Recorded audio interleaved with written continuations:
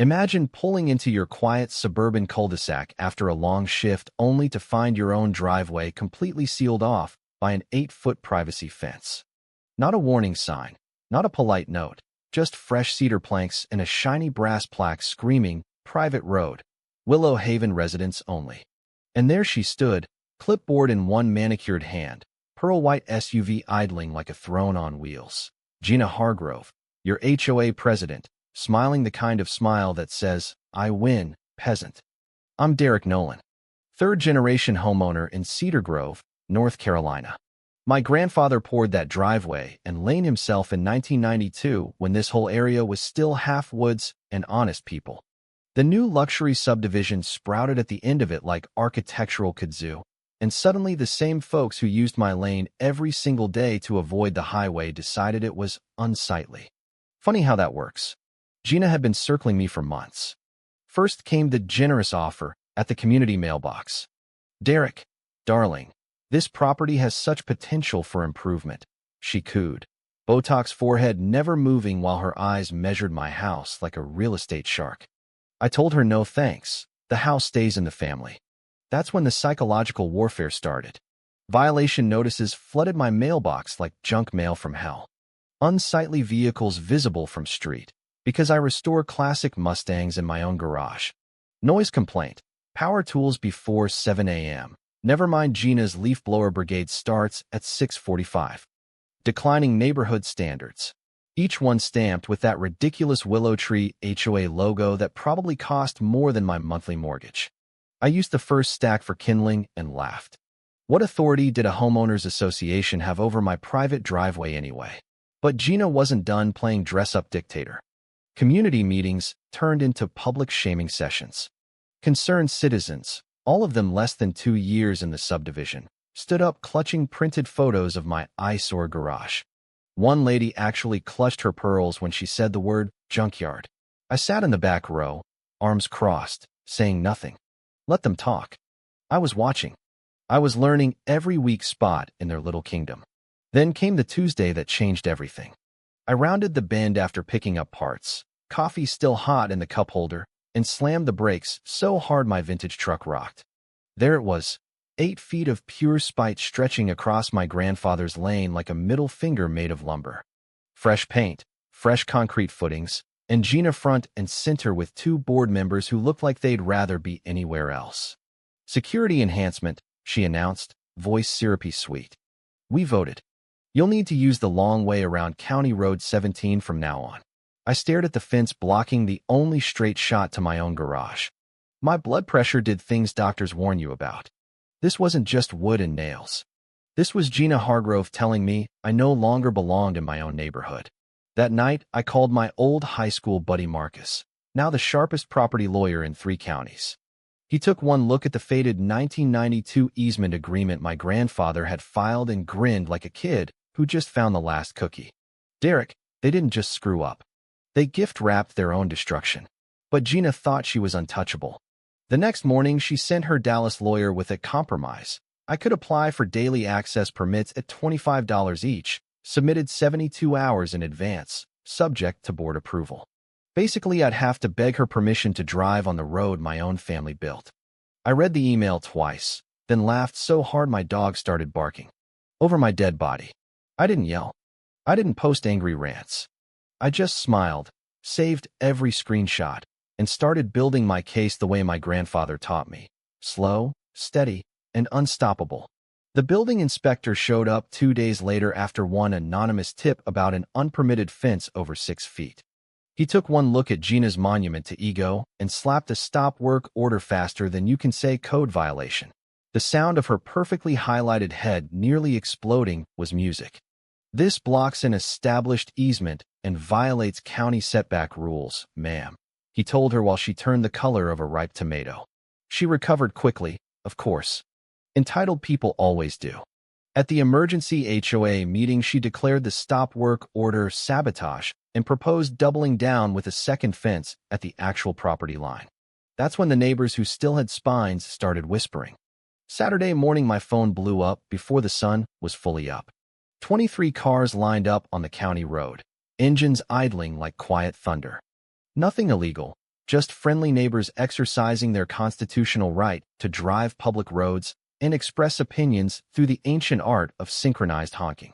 The symphony of 24 horns blasting past Willow Haven at 6:15 a.m. was pure poetry. Gina called the sheriff demanding arrests for noise terrorism. Sheriff just chuckled.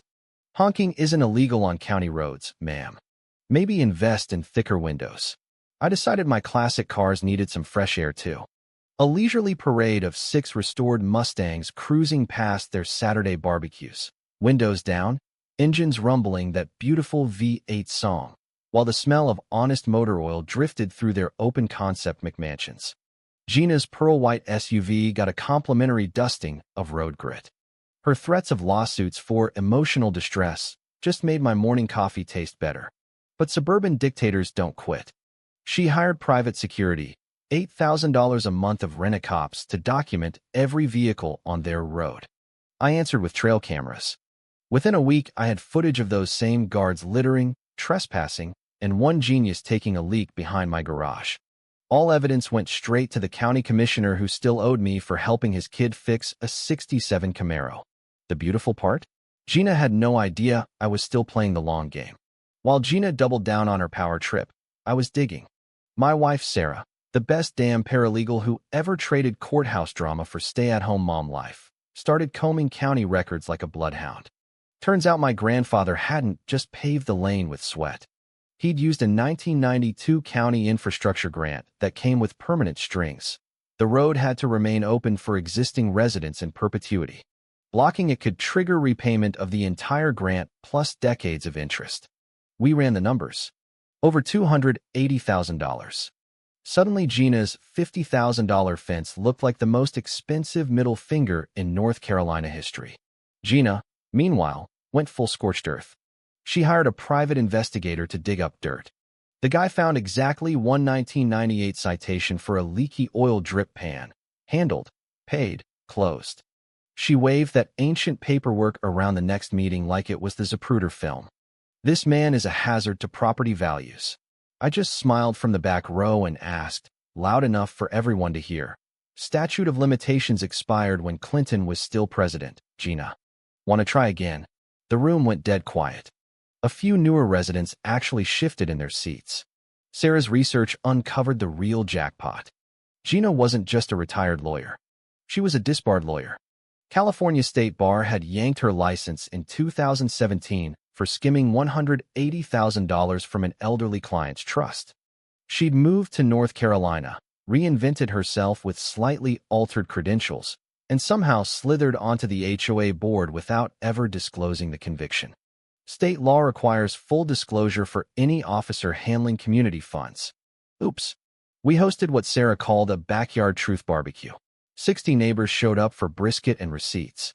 Old-timers brought photo albums from 1992 showing my grandfather shaking hands with the county commissioner while the lane was dedicated for the whole community.